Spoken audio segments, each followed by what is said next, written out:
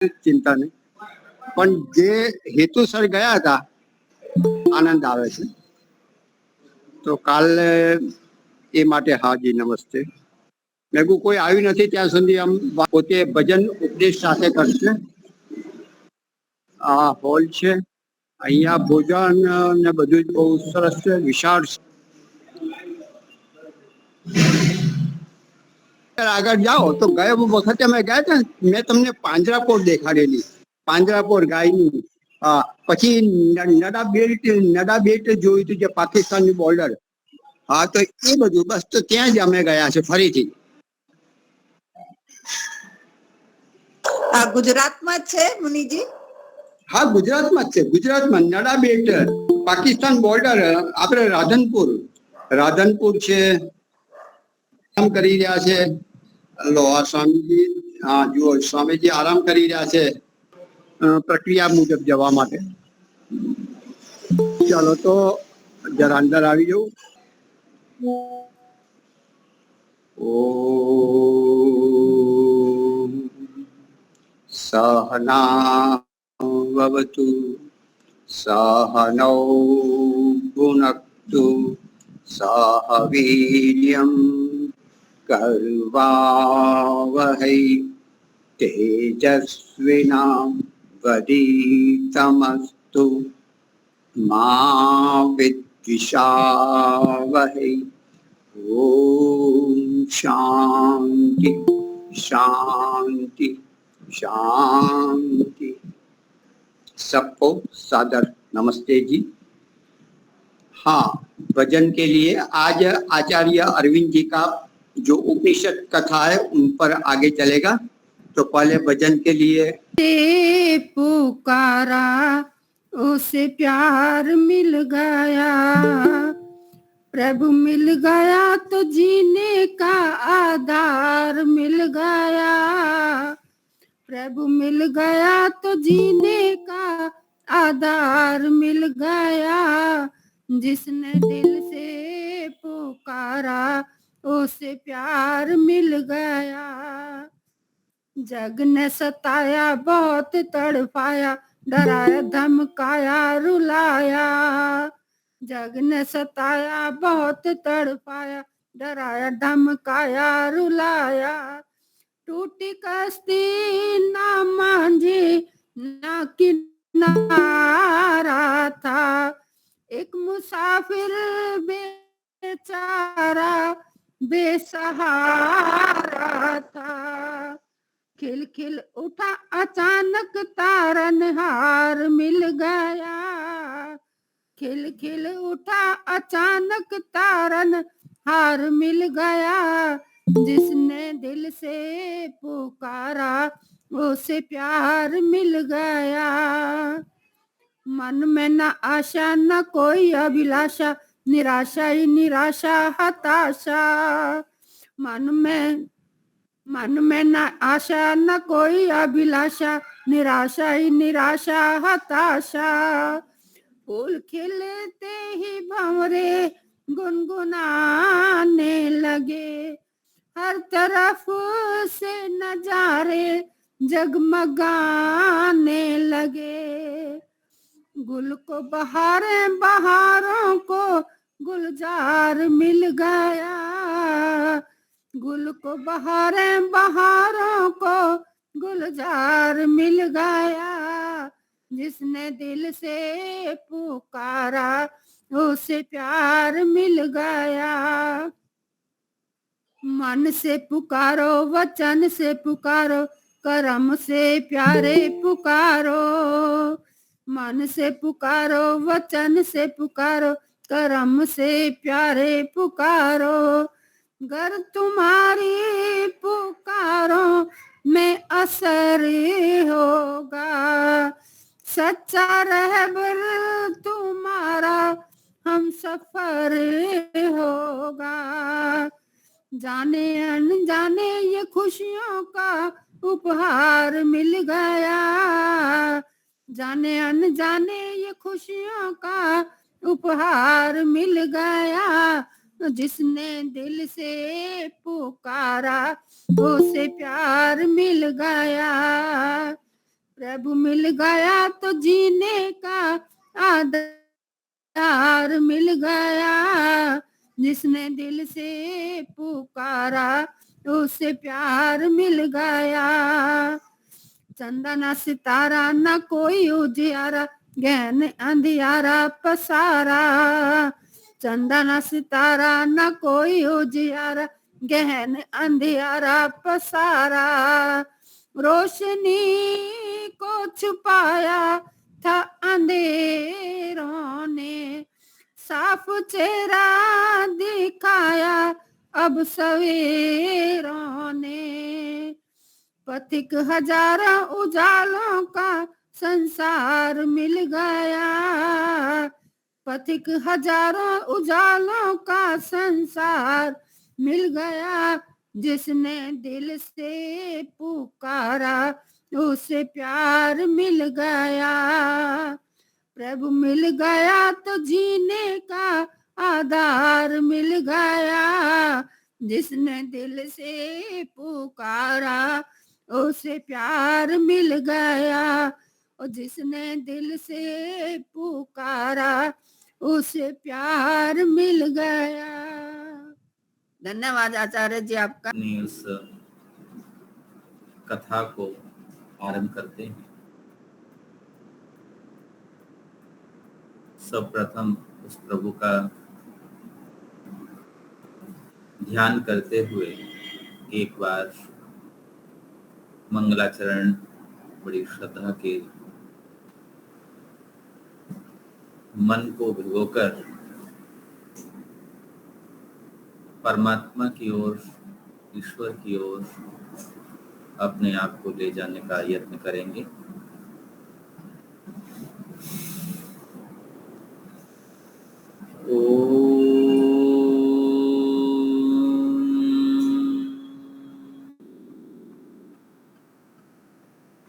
त्वं हि नः पिता वसो, त्वं माता शतक्रतो बभूविथ, अधाति सुम्नमीमहे, अधाति सुम्नमीमहे।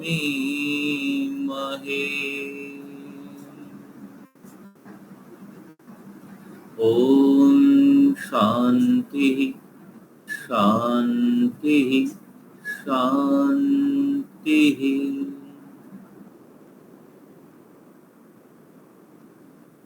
श्रद्धेय मुनिवर श्री महेंद्र गांधी जी, महेंद्र मुनि जी, जिनके नेतृत्व में यह प्रज्ञा व्याख्यान माला निरंतर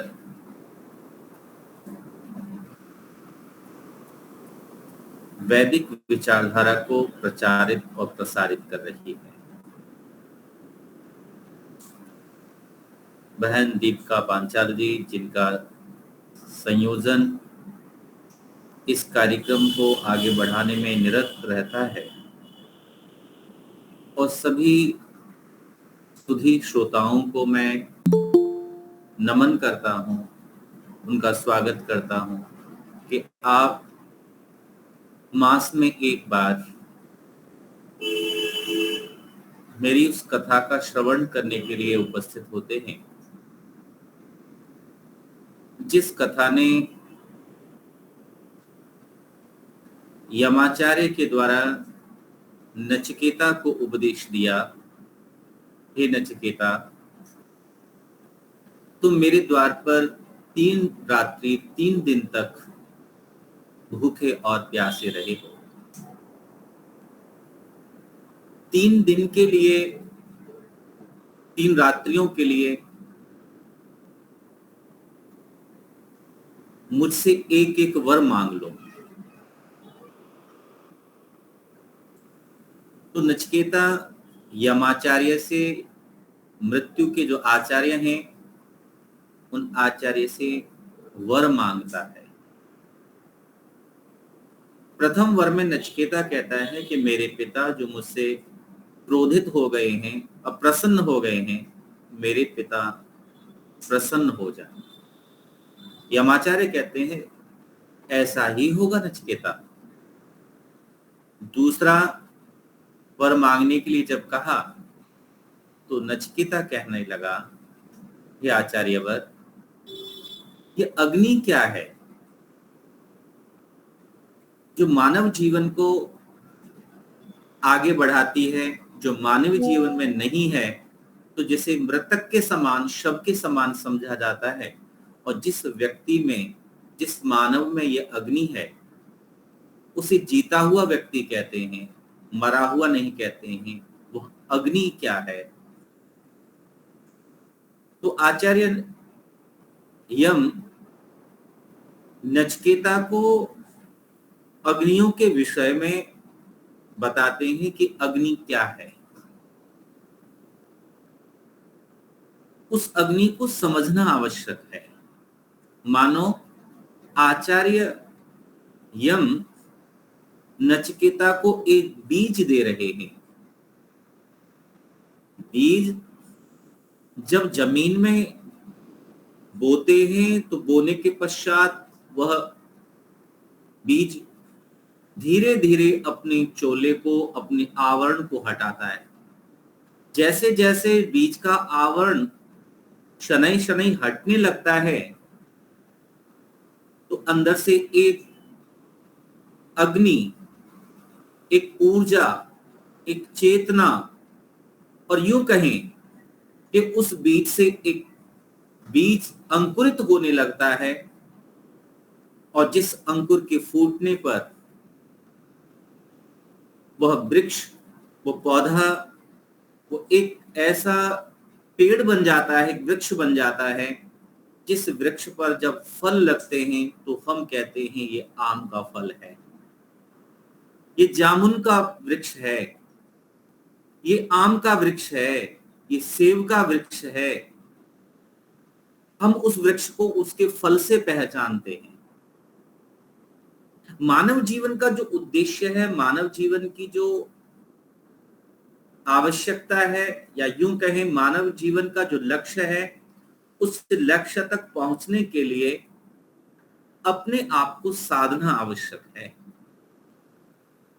साधन व्यक्ति के पास कितने ही हों, यदि साधना नहीं है तो उन साधनों से उसे सुख नहीं मिलता, उसे शांति नहीं मिलती, उसे जीने का आनंद नहीं आता। मन में, जीवन में एक ही चीज रह जाती है, तृष्णा, एक ही चीज रह जाती, इच्छा जीने की। क्यों जी ही नहीं पाया, सोचता रहा मुझे जीना है, लेकिन साधन है, साधना नहीं है तो जीवन में शांति नहीं है। विद्वानों ने इस बात को कहा, साधनों से व्यक्ति महान नहीं बनता, व्यक्ति महान साधना से बनता है। और जब तक साधना नहीं होगी, स्वयं को नहीं साधेंगे, स्वयं में संतुलन नहीं होगा, सफल नहीं हो पाएंगे। नचिकेता को यमाचार्य कह रहे हैं, हे नचिकेता, जिस अग्नि विद्या को तुम जानना चाहते हो, उन अग्नि की संधियां हैं। संधि क्या है? तो ऋषि दयानंद की ओर हम चलते हैं। ऋषि दयानंद कहते हैं कि ब्रह्मचर्य, गृहस्थ, वानप्रस्थ, सन्यास, 4 गृहस्थ, ब्रह्मचर्य, गृहस्थ, वानप्रस्थ और सन्यास। अब इनकी जो संधि है, ध्यान दीजिएगा, यदि ब्रह्मचर्य और गृहस्थ के बीच में हम देखें तो यहां उंगली के बीच में रिक्त स्थान है। किसी वस्त्र के 3 टुकड़े करने हो तो कितनी बार काटेंगे? 2 बार। और 3 टुकड़े करने हो एक वस्त्र के तो कितनी बार काटेंगे?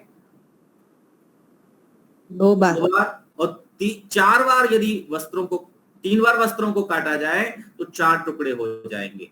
उनके बीच में संधि, जोड़ा, लगाव। मैं इन दोनों उंगलियों को मिलाता हूं 1, तीसरी उंगली मिलाई 2 और चौथी उंगली मिलाई तो 4। 3 संधियां हुई 4 उंगलियों के बीच में। ठीक इसी प्रकार से नचिकेता को यमाचार्य कह रहे हैं, हे नचिकेता, इन संधियों को जानना बहुत आवश्यक है। ब्रह्मयज्ञ,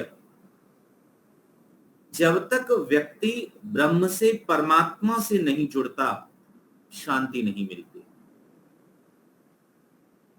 मैं बोल रहा हूं, मेरी जिह्वा में अग्नि नहीं है, सामर्थ्य नहीं है, तो मैं बोल नहीं पाऊंगा। आपके कान में श्रवण शक्ति नहीं है, आप सुन नहीं पाएंगे। हम दोनों के अंदर अग्नि कार्य कर रही है, आपकी श्रवण शक्ति और मेरी जिह्वा की वाक शक्ति। इसलिए जब ब्रह्म यज्ञ करते हैं, ब्रह्म यज्ञ आचमन करने के पश्चात आप क्या कहते हैं? ओम वाक वाक।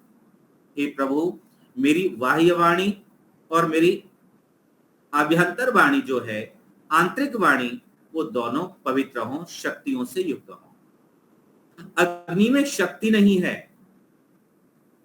तो भी अग्नि का कोई लाभ नहीं है। जैसे जब तक अग्नि में, समिधाओं में अग्नि है, प्रचंड है, तब तक उस अग्नि को हम स्पर्श तक नहीं करते। जो प्रचंड है, जो कुछ डालेंगे, जो कुछ अंदर समाहित होगा, अग्नि भस्म कर देगी, जला देगी। और वही अग्नि बुझ रही हो तो देखिएगा कि अग्नि जब बुझती है तो उसके ऊपर अग्नि के जहां समिधाएं लगी थी, एक सफेद सफेद रंग का एक कार्बन निकलता है, पदार्थ निकलता है। और एक समय आता है वो अग्नि जो समिधाओं में जल रही थी, वो अग्नि शांत हो जाती है। और अग्नि के शांत होने पर वही पदार्थ राख बन जाते हैं और राख को कोई भी पैरों तले रौंद देता है। अग्नि को रौंदना बहुत मुश्किल है, असंभव है। और अग्नि भारतीय संस्कृति में पूजा के लिए प्रयोग की जाती है, भोजन के लिए प्रयोग की जाती है, क्योंकि ऋषिदान कहते हैं यथायोग्य व्यवहार करना ही पूजा है, सत्कार है। पूजा का योग्य किसी वस्तु को हम कहें कि पूजा करनी है तो आरती उतारना नहीं है, घी का दिया जलाना नहीं है, अपितु आपके अंदर जो अग्नि है उसी अग्नि को उद्बुद्ध करते ही देना है। कि अग्नि जब जलती है तो ऊपर की ओर उठती है, ऊपर की ओर जाती है। अग्नि का स्रोत सूर्य है, मूल सूर्य है, तो जिसका जो मूल है उधर ही जाता है। पानी जो जल है, उस जल को जब हम देखते हैं तो जल को हम पृथ्वी से, जो हमारे घर की छत की टंकी है, घर के छत के ऊपर जो हमने जल को एकत्रित करने के लिए हमने स्थान बनाया है, वहां तक पहुंचाने के लिए हम घरों में मोटर का प्रयोग करते हैं। वो मोटर पानी को खींचती है तब ऊपर ले जाती है। पानी को हम नीचे से ऊपर नहीं ले जा सकते। पानी के अंदर जो गुण है वो बहने का है। और कहां बहता है जल? जिधर नीचा होता है। पृथ्वी का गुरुत्वाकर्षण और जल का जलीय गुण, जो तरल पदार्थ है, वो बहता है, बहना उसका गुण है। और कहां जाकर के मिलना है? उसका मूल समुद्र है। वह नाली का जल, घर से बहा हुआ जल, वो सदैव अपनी मूल की ओर बढ़ता है। मैं अपनी मूल से मिलूं। और नचिकेता कह रहा है, हे आचार्यवर, मैं भी अपनी मूल से, उस विद्या से मिलना चाहता हूं जिस विद्या को प्राप्त करके मैं जन्म जन्मांतरों के पापों से मुक्त होकर मुक्ति मोक्ष को प्राप्त कर लूंगा। लेकिन नचिकेता के सामने आचार्य कहते हैं, हे नचिकेता, तुम इन प्रश्नों को, गूढ़ प्रश्नों को छोड़ दो। मुझसे हजारों वर्ष की आयु मांग लो, हजारों वर्ष जीवित रहते हुए इस संसार के आनंद भोग को मांग लो, बहुत धन मांग लो, हाथी घोड़े मांग लो। लेकिन नचिकेता कहता है, आचार्यवर, इस धन से आज तक कोई तृप्त नहीं हुआ, किसी की तृप्ति नहीं हुई। भोजन से तृप्त होना आसान है, वस्त्रों से तृप्त होना आसान है, पर धन से तृप्त नहीं होता। ऐसा है जितना मिल जाए उतना कम। अभी एक सज्जन मिले 3 दिन पूर्व, तो जब वे मिले, आपस में वार्तालाप हम कर रहे थे, तो मुझसे कहते हैं, आचार्य जी, मैं सोचता था कि जब पढ़ने के पश्चात मेरी नौकरी लगेगी तो 1 करोड़ रुपए कमा लूंगा, तो मैं बस अपने आप को धन्य समझूंगा और मेरा जीवन सफल हो जाएगा, मैंने 1 करोड़ कमा लिया। सामान्य व्यक्ति नहीं, सामान्य नौकरी नहीं थी, HDFC में एक अच्छे पदाधिकारी हैं। तो मैंने कहा फिर क्या हुआ? बोले जी 1 करोड़ अब बहुत कम लगता है, क्योंकि अब करोड़ों से भी आगे जाने लगे। कहते हैं तृप्ति नहीं हुई, आवश्यकताएं बढ़ गई, और जितनी जितनी आवश्यकताएं बढ़ती जाती हैं उतना उतना धन प्राप्त करने के लिए लालच भी बढ़ता चला जाता है। परिश्रम एक अलग बात है, लेकिन इच्छाएं बढ़ती हैं। उन इच्छा पूर्ति के लिए व्यक्ति क्या कुछ नहीं करता। तो नचिकेता कहता है, आचार्यवर, मैं यदि धन को पालूं, धन को मांग लूं, तो उस धन से भी मेरी तृप्ति नहीं होगी। मुझे वह वर प्रदान कीजिए जिस वर को पाकर, जिस वरदान को प्राप्त करके मैं सफल हो जाऊं, मेरी तृप्ति हो जाए। तो नचिकेता अग्नि विद्या को जानना चाहते हैं कि अग्नि विद्या क्या है, और उधर आचार्य उन अग्नियों की संधि की ओर संकेत करते हैं कि तुम्हारे जीवन में ब्रह्म यज्ञ एक संधि के समान है। इस अग्नि विद्या को, इस ब्रह्म को, जो अग्नि संसार में जल रही है, जो समूचे संसार में प्रत्येक प्राणी में जल रही है, उस अग्नि के जलने से ही यह संसार चल रहा है। वह अग्नि स्वयं स्वप्रकाशक है, जो अपने ही प्रकाश से प्रकाशित है, उससे सारा संसार आलोकित होता है, प्रकाशित होता है। हम सब जीवात्माएं उसके प्रकाश में ही कार्य करती हैं। जीवात्मा अल्पज्ञ है और परमात्मा सर्वज्ञ है। मैं सर्वांतर्यामी नहीं हूं, अंतर्यामी भी नहीं हूं, परंतु परमात्मा सर्वांतर्यामी है, क्योंकि वह सब कुछ जानता है, सर्वज्ञ है। मैं और आप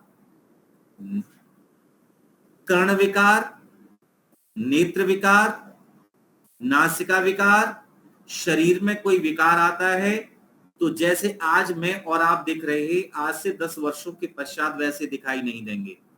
जो आंखों से दिखाई देता है वह सब नाशवान है, उसका नाश है, एक दिन समाप्त होने वाला है, छूट जाने वाला है। जो इन आंखों के अंदर दिखाई देता है साधना के पश्चात, ध्यान के पश्चात, वह शाश्वत है। और फिर वहां लगता है कि मेरे पास संसार के इन साधनों से संपन्नता ही नहीं है, अपितु इन साधनों के न होने पर भी मैं साधना से संपन्न हूं। और ऐसा व्यक्ति दुनिया का अमीर व्यक्ति होता है। और उस अमीर व्यक्ति को मैंने पिछले कथा में कहा था कि सिकंदर दुनिया को जीतकर जब भारत से जाने लगा, भारत को जीतकर जाने लगा, तो उसे स्मरण आया, मेरे गुरु अरस्तु ने मुझसे भारत का एक संत लाने के लिए कहा है। और संत को जब सिकंदर का संदेश मिला, सिकंदर ने भी आग्रह किया कि तुम मेरे साथ चलो। महात्मा जी ने सिर हिला दिया, मैं नहीं जाऊंगा। म्यान से तलवार निकालकर उस संत की गर्दन पर लगा दी, और गर्दन पर लगाकर के सिकंदर ने कहा, तुम जानते हो मैं विश्व विजेता सिकंदर, और मेरे कहने को न मानने का फल जानते हो, तुम्हारे सिर को तुम्हारे धड़ से अलग कर दूंगा, मैं मौत के घाट उतार दूंगा। तब उस संत ने कहा था, तुम जिसे मारना चाहते हो वो कभी मरता ही नहीं है। मरता तो ये शरीर है, मरणधर्मा शरीर है, आत्मा नहीं है। कहते हैं कि सिकंदर जो दुनिया को जीत चुका था, सिकंदर की आत्मकथा लिखने वाले लेखक ने लिखा कि आज सिकंदर उस लंगोटधारी महात्मा के सामने, उस संत के सामने, साधु के सामने हार गया। क्यों हारा? साधना। अपने आप को इतना मजबूत, इतना दृढ़ बनाइए कि आपको कोई हरा ना सके। ऐसा ना हो कि आप प्रसन्न रहना चाहते हो, दूसरा क्रोध, आवेश में लाकर के आपको क्रोधित करते, गुस्से में ला दे। मानो आप टेलीविजन बन गए और दूसरा रिमोट कंट्रोल। वो रिमोट से जो चाहे चैनल लगा ले, जब चाहे आपको खुश करे, जब चाहे तो आपको क्रोध में लाए, कभी गुस्से में लाए, कभी हंसाए और कभी रुलाए। माताओं, बंधुओं, अपना रिमोट कंट्रोल मत दीजिए किसी को। आप किसी के रिमोट कंट्रोल में मत आइए। आप अपने जीवन को स्वयं समझिए और जैसे जैसे आप ब्रह्म अर्थात ईश्वर से जुड़ेंगे, परमात्मा का ध्यान करेंगे, आपके अंदर सहन करने की शक्ति जागृत होगी। जहां जहां तक, जब तक आप और हम सहन करते हैं, वहां तक हम सुखी रहते हैं, और जहां हमारी सहने की सीमा समाप्त हो जाती है, वहीं से हम दुखी हो जाते हैं, परेशान हो जाते हैं। सहन शक्ति समाप्त हो गई, और जब सहन शक्ति समाप्त हो जाती है और दुखी होने लगते हैं, तब क्या होता है कि व्यक्ति क्रोध में आ जाता है, गुस्से में आ जाता है। और जब क्रोध में आता है, गुस्से में आता है, तो क्या कर बैठता है?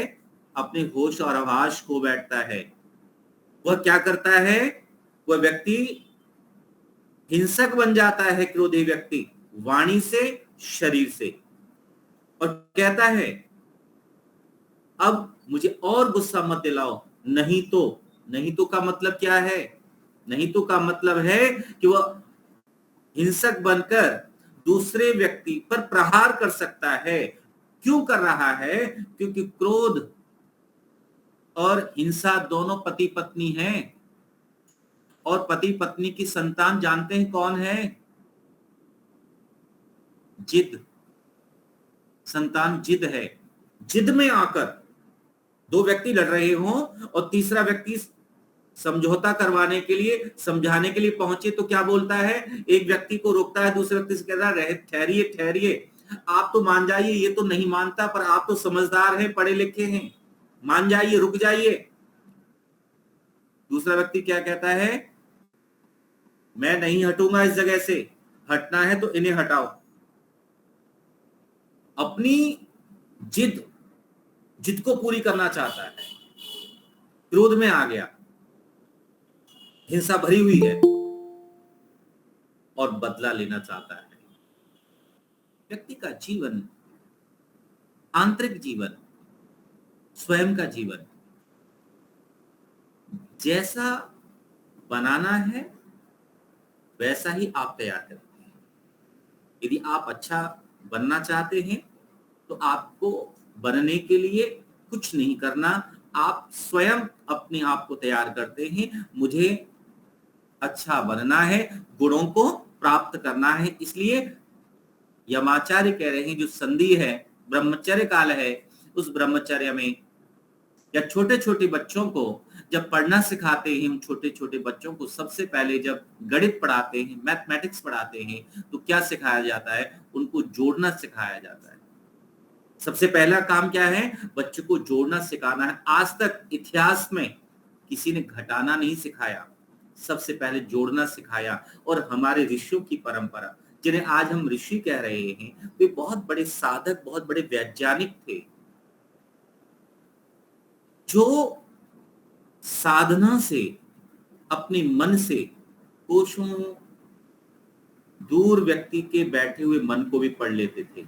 वार्तालाप हो जाता था। महाभारत काल में गुरु संदीपन जब कृष्ण और बलराम को अपना उपदेश दे रहे हैं, ध्यान सिखा रहे हैं, आत्मा शरीर से किस प्रकार निकलता है, कैसे साधक दूसरे साधक से मिलता है, तो आपने वो दृश्य देखना कि उनके मस्तिष्क पर, उनके सिर पर, ब्रह्मरंध्र पर, इस तालू पर हाथ रखते हैं और दोनों का शरीर, वो एक पॉइंट जो जल रहा है, जो चमक रहा है, जो ज्योति बना है, वो बाहर निकलता है, घूमता है और घूमने के पश्चात पुनः उनके शरीर में आ जाता है। यदि मैं और आप वार्तालाप कर रहे हैं तो जब तक लैपटॉप नहीं था, मोबाइल नहीं था, टेलीफोन नहीं था, एक दूसरे की बातों को हम कैसे पहुंचाते थे। मैं आपको बहुत छोटा सा उदाहरण दे रहा हूं।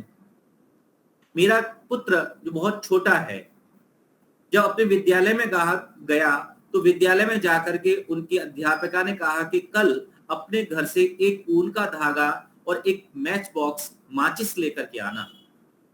वो माचिस को और एक उनके धागे को ले गए। अध्यापिका ने उन्हें प्रैक्टिकल करके, प्रयोग करके दिखाया। जब बच्चा घर लौटा, बड़ा खुश होकर के लौटा और खुश होकर जब लौट रहा था तो आकर के अपनी दादी से कहता है, दादी आप जानती हैं जो आज मैं मैच बॉक्स ले गया था, माचिस ले गया था, उस माचिस से आवाज आती है। आपने और हमने भी वो खेल जब बचपन अपना जिया था तो खेल खेलते थे कि एक तरफ माचिस को हम तोड़ करके अंदर तीली लगाते थे, दूसरी तरफ एक बड़ी तीली लगाई और उसे घुमाते थे तो आवाज कट कट कट की आवाज आती थी। आविष्कार तो भारत से हुआ, एक स्थान से दूसरे स्थान तक आवाज कैसे पहुंचेगी? अरे ये तो इस साइंस को, हमारी साइंस को भारतीयों ने समझा नहीं, यहाँ की सरकार ने समझा नहीं, बाहर लोगों को वह प्राथमिकता मिली जिसके आधार पर ये बड़े बड़े एक्सपेरिमेंट, बड़े बड़े प्रयोग किए गए और लोगों ने उन सफलताओं को प्राप्त करके उस देश के गौरव को स्थापित किया। लेकिन ये स्थापित करने वाला गौरवशाली देश भारत है, जिस भारत में बच्चा प्रयोग करना सीख जाता है कि अपनी आवाज को दूसरों तक पहुंचाना हो तो कैसे पहुंचा सकते हैं, चाहे वो उड़ना हो, चाहे कुछ भी करना हो। पर मैं आपसे एक बात कह रहा था कि जिस संधि की बात, जोड़ने की बात कह रहे हैं कि पहले जोड़ना है। जब आप साधना में हो तो अपने गुणों का विस्तार कीजिए, अपने गुणों को बढ़ाइए, दूसरों से सद्गुणों का ग्रहण कीजिए, दूसरों में गुण देखिए, अपनी बुराइयों को देखिए। जो साधक दूसरों में गुण और स्वयं में अवगुण देखता है, वही साधक निरंतर अभ्यास करता हुआ अपनी चित्त की दृढ़ता से युक्त होकर उस भूमि को उपजाऊ बना लेता है, सफलता को प्राप्त कर लेता है, सफल जीवन कर लेता है। बहुत सामान्य सी बात लेकर के मैं आगे बढ़ रहा हूं कि दूसरा काम आता है घटाना। दूसरा पड़ाव क्या है? घटाना, माइनस। जो आपने जोड़ा, अब जोड़ने के बाद में अब क्या हुआ? घटाना है। आध्यात्मिक दृष्टि से कहें तो घटाना क्या है? अपनी कमजोरियों को, आलस्य और प्रमाद को हटाना है, घटाना है। आलस्य प्रमाद प्रगति नहीं करने देता, उस अग्नि को जलने उस अग्नि को जलने नहीं देता जिस अग्नि को हम जला करके आगे बढ़ना चाहते हैं। अग्नि क्या है? वह सदाचार की, उस आचरण की जिस आचरण को करता हुआ मैं समाज में यश प्राप्त कर रहा हूं, मेरी वो अग्नि बुझने ना पावे। सतत साधना मेरी चलती रहे, संसार के ऐश्वर्य मेरे पास हो, लेकिन क्रोध, आवेश, आलस्य, प्रमाद, काम, मद, मत्सर, इन सबको हिरास हो, ये सब मुझसे दूर हो। साधना में ये बाधक हैं। इसलिए नचिकेता को यमाचार्य कहते हैं कि नचिकेता, पहले अपने जीवन में अपनी सद्गुणों को बढ़ाना है, जोड़ना है। जब तुम बढ़ाओगे फिर क्या करना है कि जो अवगुण हैं, जो विपरीत परिस्थितियां हैं उन्हें धीरे धीरे हटाना है। और जब हटाएंगे तो क्या होगा, तीसरे पड़ाव पर आ जाइए, तीसरे कार्य पर आइए, गुणा करना है। अब और बढ़ा लेना है, 2 को 3 से गुणा करें तो 6 हो जाता है, बढ़ाना है और बढ़ाना है, गुणित करना है। और गुणित कब होता है, ऐसा गुणी व्यक्ति जहां कहीं गुण देखता है वहीं सीख लेता है। एक सामान्य सी बात कहता हूं, अपनी वाणी को विराम क्यों ले चलूंगा, समय तेजी से भाग रहा है। एक साधक थे और बहुत बड़े सन्यासी हुए जिनका नाम था स्वामी सर्वानंद जी महाराज। तो स्वामी सर्वानंद जी एक साधक थे, वीतराग साधक। जब वे बोलते थे तो लोग उन्हें सुनना चाहते थे। जहां बैठ जाते थे लोग उनके साथ बैठ जाते थे, जब खड़े हो जाते थे लोग खड़े हो जाते थे। ऐसी उनकी साधना थी। बहुत दूर दूर से लोग उनसे मिलने आते थे। और सर्वानंद जी महाराज का गुण था कि जब कोई उनसे मिलता था, विनम्र होता था, तो वे पहले ही झुक जाते थे। बहुत झुकने की आदत थी उनकी। अब स्वामी जी को किसी ने कहा कि स्वामी जी पंजाब में एक बहुत बड़े संत हैं और इतने ऊंचे साधक हैं कि बहुत दूर दूर से लोग उनके दर्शन करने आते हैं। लेकिन जैसे ही जब कोई उनके पास आता है, उनकी ख्याति को सुनता है, उनसे मिलता है, तो प्रणाम महात्मा जी को करता है और महात्मा जी पहले से ही दंडवत प्रणाम करने लग जाते हैं। स्वामी जी के मन में इच्छा हुई, मैं भी ऐसे संत के दर्शन करूं, जिन संत की इतनी बड़ी ख्याति है, इतने पहुंचे हुए महात्मा हैं। तो स्वामी सर्वदानंद जी महाराज उन संत से मिलने के लिए पंजाब पहुंचे। और जैसे साधक पंक्तियों में खड़े हुए थे, लोग मिल रहे थे, उनके उपदेशों को सुन रहे थे, तो स्वामी जी हाथ जोड़ते हुए जो पंजाब के संत साधक थे जिनकी ख्याति बहुत थी, उनके पास बढ़े और जाकर के जैसे ही प्रणाम किया तो पंजाब के जो साधक थे, साधु थे, वे पहले ही झुक गए और कहते हैं स्वामी सर्वदानंद जी उनके पांव पकड़ना चाहते थे, उससे पहले ही सर्वदानंद जी के पांव उस साधु ने पकड़ लिए। स्वामी जी कहते हैं कि जब मैंने उनके पांव पकड़ लिए तो मुझे लगा कि मैं तो इनसे कुछ सीखने आया था, इनसे उपदेश ग्रहण करने के लिए आया था, पर ये कैसे साधक, कैसे महात्मा हैं, इन्होंने पहले ही मेरे पांव पकड़ लिए, लगता है बहुत पहुंचे हुए हैं। यहाँ पर स्वामी जी लिखते हैं कि मैं उन्हें जांचना चाहता था, परखना चाहता था, क्या ये संत अंतर से संत है या बाहर से। संत और वसंत जीवन में जब आते हैं तो खुशहाल जीवन हो जाता है। जब वसंत ऋतु आती है तो देखो पूरी प्रकृति हर्षित होती है, और जब संतों का उपदेश संत जीवन में आते हैं तो जीवन हर्षित हो जाता है, मनुष्य जीवन संवर जाता है। महात्मा जी ने जैसे पांव पकड़ लिए, ये महात्मा जी कहते हैं पांव पकड़ करके कि मैं तो बस आपके चरणों का दास हूं। स्वामी सर्वदानंद जी कहते हैं आप ठीक कह रहे हैं, आप मेरे पांव की चरण धूली हैं, आप मेरे चरणों के दास हैं। जैसे ही उस महात्मा ने सुना कि एक मिलने वाला व्यक्ति, एक साधु वेश में सामान्य सा व्यक्ति मुझे कह रहा है कि तुम मेरी चरणों की धूली हो, तुम मेरे चरणों के दास हो, उस क्रोध आ गया और गुस्से में आके अपना कमंडल उठाया और कमंडल उठा के कहता जानता है मुझे। जैसे ही क्रोध किया स्वामी जी मुस्कुरा करके कहते हैं बस मैं यही तो देखना चाहता था, मैं यही तो देखने के लिए आया था, मैं यही आपसे जानना चाहता था कि आप ऊपर से साधु हैं या अंदर से साधु हैं। और स्वामी जी लिखते हैं कि मैंने जब उनसे कहा कि आपने मुझे कहा कि मैं चरणों की धूली हूं, जब मैंने आपको चरण धूली कहा तो आपको, क्योंकि व्यक्ति स्वयं कहता है कि मैं स्वयं कुछ भी कहूं पर तुम कहोगे तो,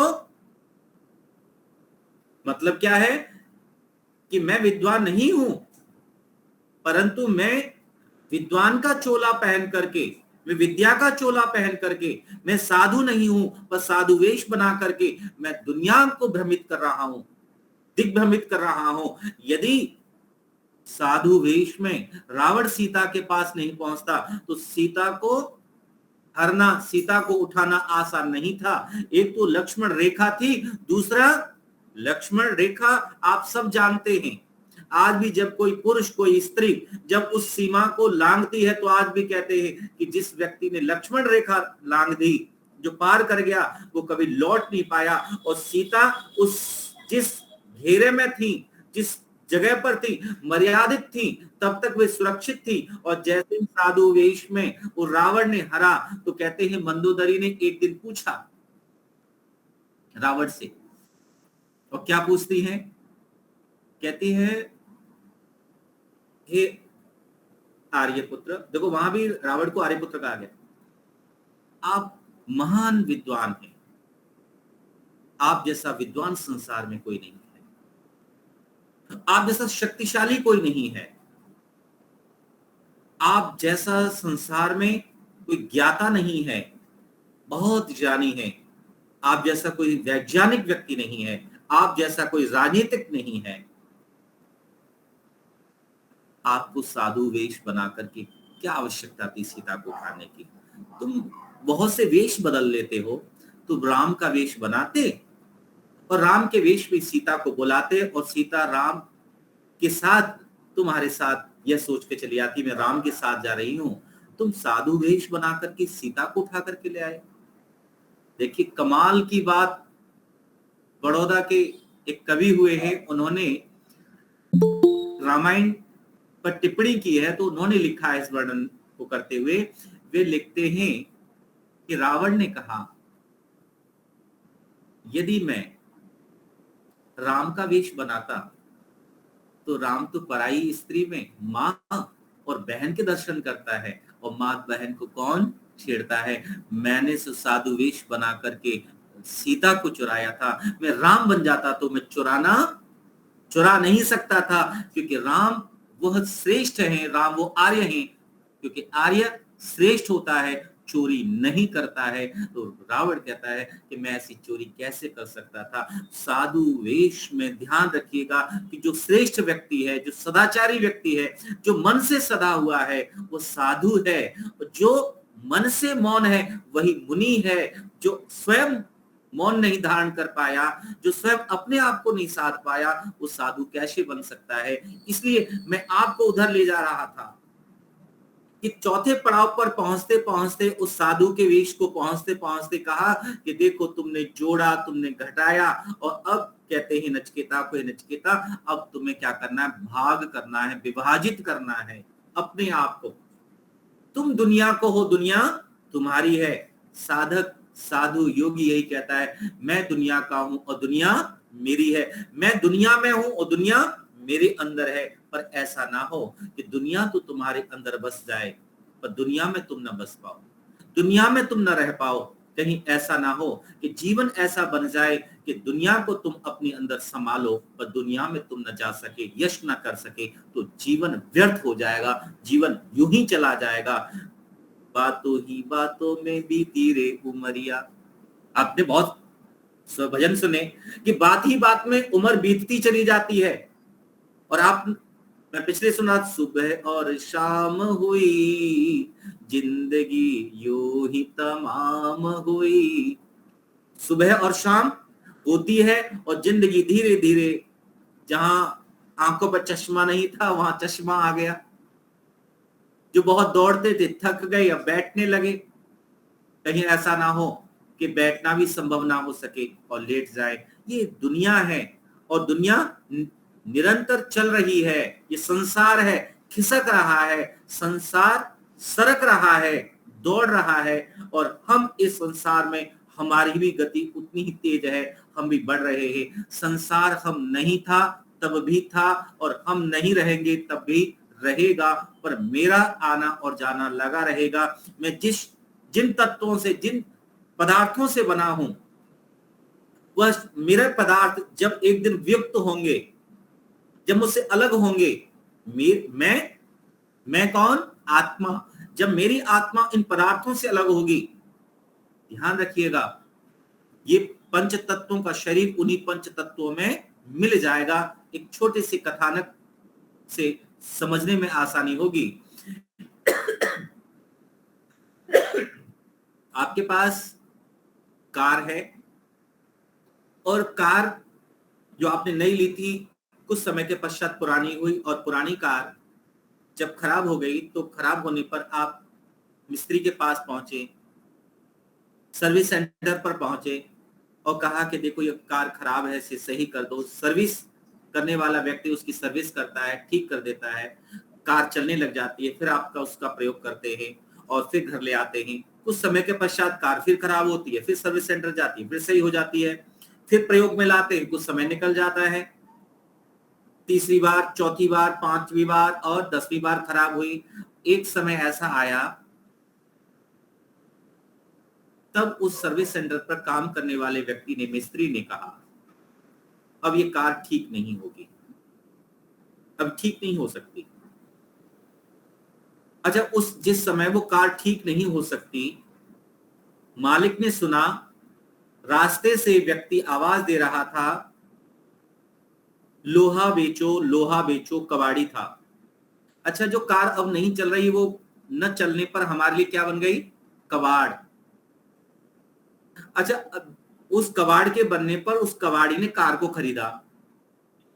कार जब कबाड़ी खरीदता है तब क्या करता है? उस कार के कल पुर्जों को, खिड़की को अलग करता है, बोनट को अलग करता है, डिक्की को अलग करता है, पहियों को अलग करता है, रबड़ अलग करता है, उसमें से जो तांबा है, कॉपर है, उसे अलग करता है। हर एक चीज को, प्लास्टिक को, फाइबर को, सबको अलग अलग कर देता है। अब ध्यान रखिएगा, ध्यान दीजिएगा, जो वस्तु तांबा, लोहा, फाइबर, प्लास्टिक, रबड़, जो पदार्थ जहां जहां से उनके स्रोत हैं वो उधर चले जाते हैं। कोई रबड़ वाला व्यापारी है तो रबड़ ले जाता है, रबड़ का स्थान है वो रबड़ के स्थान पर चली जाती है, और जहां कॉपर प्रयोग होता है कॉपर उठा के ले जाते हैं, और उसी कॉपर से, उसी लोहे से रिसाइकिल होकर के पुनः कार का निर्माण हो जाता है, उसी से निर्माण होता है।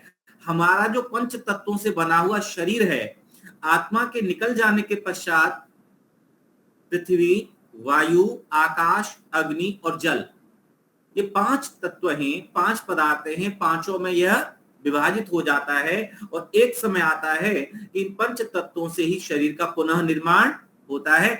निर्माण होते हुए भी हमने नहीं देखा, और जब पंच तत्व विमुक्त हो रहे थे, मुक्त हो रहे थे, छूट रहे थे, अलग अलग हो रहे थे, तब भी हमने इन तत्वों को मिलते हुए, छूटते हुए नहीं देखा। मैंने पहले से कहा कि ईश्वर जो कर सकता है वह आत्मा नहीं कर सकता। आत्मा की थोड़ी सी शक्ति है और परमात्मा सर्वशक्तिमान है, और जो सर्वशक्तिमान परमात्मा है उनके सामने हमारी शक्ति, हम मनुष्य की शक्ति बहुत तुच्छ है। हमें लगता है कि हमारी शक्ति के सामने संसार की कोई शक्ति नहीं, हमारी बुद्धि के सामने संसार में कोई बुद्धिमान नहीं है, मुझसे सुंदर कोई नहीं है, मुझसे नीतिवान कोई नहीं है। ये भ्रम है, ये भ्रम है। जो बड़ी बड़ी ताकत से बड़े बड़े गोल्ड मेडल लेकर के आते हैं, जीतते हैं, एक दिन वही चारपाई पर कराते हुए दिखाई देते हैं, हम सबने देखा है। वो शक्ति कहां चली गई? कौन शक्ति ले गया? क्या कोई मरना चाहता है, कोई शक्ति छोड़ना चाहता है? जो बचपन में बच्चों को बादाम दूध पीस करके खिला करके हमें ताकतवर बनाते थे, 85 वर्ष के व्यक्ति को भी बादाम दूध पीस करके खिलाइए, देखते हैं कितना जवान होगा। क्या होते जवान होते हुए देखा है? युवा होते हुए देखा है? नहीं हो सकता। क्या बादाम में शक्ति नहीं है? बादाम में शक्ति है, परंतु उस व्यक्ति में शक्ति नहीं रही पचाने की, और जब तक पदार्थ पचता नहीं है तब तक वह शक्ति प्रदान नहीं करता। हमारे आपके अंदर जो अग्नि जल रही है, जठराग्नि, वो प्रचंड नहीं है, तब तक भोजन पचता नहीं है, और भोजन ही पचता तो शरीर को रस प्राप्त नहीं होते, और रस प्राप्त नहीं होता, अस्थि, मज्जा, मांस आदि की वृद्धि नहीं होती है। ठीक इसी प्रकार से नचिकेता को यमाचार्य कह रहे हैं, हे नचिकेता, तुम जिस अग्नि को जानना चाहते हो उनकी संधियों पर विचार करो, उनकी संधियों को जानो, और जब तक इन संधियों को नहीं जानोगे, जब तक ब्रह्म यज्ञ को नहीं जानोगे, ब्रह्म शक्ति को नहीं जानोगे, तब तक तुम्हारे जीवन का उत्थान नहीं हो सकता। मानव जीवन की ये तीन अग्नि बहुत आवश्यक है। और मैंने आज प्रथम एक अग्नि की चर्चा की, जो ब्रह्म यज्ञ मैंने नाम दिया है, ब्रह्म नाम दिया है। आगे की अग्नियों को और जानने का प्रयत्न और प्रयास करेंगे। आज की जो हमारी उपनिषद कथा है इस बात को कहती है कि आचार्य यम से नचिकेता जिस स्वभाव को लेकर के पहुंचा, उस स्वभाव से प्रभावित होकर, तपश्चर्या से प्रभावित होकर, उसके त्याग से प्रभावित होकर के यमाचार्य स्वयं कहते हैं कि तुम मुझसे 3 दिन के लिए 3 वर मांग लो, अन्यथा पिता ने तो मृत्यु को दे दिया था, जाओ और तुम्हें मृत्यु को देता हूं। और मृत्यु भी क्या कह रही है, तुम मुझसे वर मांग लो। जीना चाहते हो, जीने के लिए आयु मांग लो। संसार में रहना चाहते हो, भोग मांग लो। तुम संसार में साधन चाहते हो, उसे साधन मांग लो, धन मांग लो, दौलत मांग लो, ये तुम्हें तृप्ति करेगी। पर नचिकेता कहता है, न वित्तेन तर्पणियो, आज तक धन से कोई तृप्त नहीं हुआ है, और संसार में यही भूख है जो कभी किसी की समाप्त नहीं होती। इसलिए हमारे शास्त्रों ने कहा, संतोष धन सबसे बड़ा धन है, परम धन। और ऐसा परम धन है कि उस धन को प्राप्त करके ही हम संतुष्ट हो पाते हैं। इसलिए अंत में इस बात को, इस पंक्ति को कहते हुए वाणी को विराम दे रहा हूं कि हमने जितना जितना उस ब्रह्म को जाना, उतना उतना हम समझ पाए। अन्यथा ऋषियों ने तो ये कहा, नेति नेति नेति, बस इतना ही जाना। यह हमारी बुद्धि का सामर्थ्य है। आप सभी को पुनः नमन। आप सबने बड़ी श्रद्धा के साथ, बड़े भावों के साथ आपने सुना। ओम शांति ही शांति ही शांति। धन्यवाद। धन्यवाद धन्यवाद धन्यवाद। नमस्ते नमस्ते। धन्यवाद आचार्य जी, आपने बहुत ही बढ़िया कहा। अग्नि विद्या पर चल रहा है दूसरा वरदान जो मांगा था नचिकेता ने यम से, तो अग्नि विद्या का आपने बड़ा अच्छी तरह से, ये दूसरा चैप्टर अग्नि विद्या पर ही चल रहा है। बहुत ही बढ़िया। समय तो बस हो चुका ही है, ऐसा ही 2-5 मिनट है। अच्छा है अभी? तो बस, हाँ जी, तो अच्छा, शांति पाठी कर लेते हैं। मुझे लगा कि बहन जी को भी जाना होगा। सीधी हो गई है तो मुझे प्राप्त कर लेना चाहिए। हाँ जी, ठीक है, 5 मिनट जल्द। हाँ, शांति पाठ करते हैं। ओम द्यौ शांतिरन्तरिक्षं शांति, पृथिवी शांतिरापः शांतिरोषधयः शांति, वनस्पतयः शांतिर्विश्वे देवा शांतिर्ब्रह्म शांति, सर्वं शांति शांतिरेव शांति, सामा शांतिरेधि। ओम शांति शांति शांति। सबको सादर नमस्ते जी। नमस्ते सर्वेभ्यो नमः। सबको नमस्ते। नमस्ते नमस्ते। कल संस्कृत की कक्षा रहेगी, तो आप सभी को आना है। और मेरी और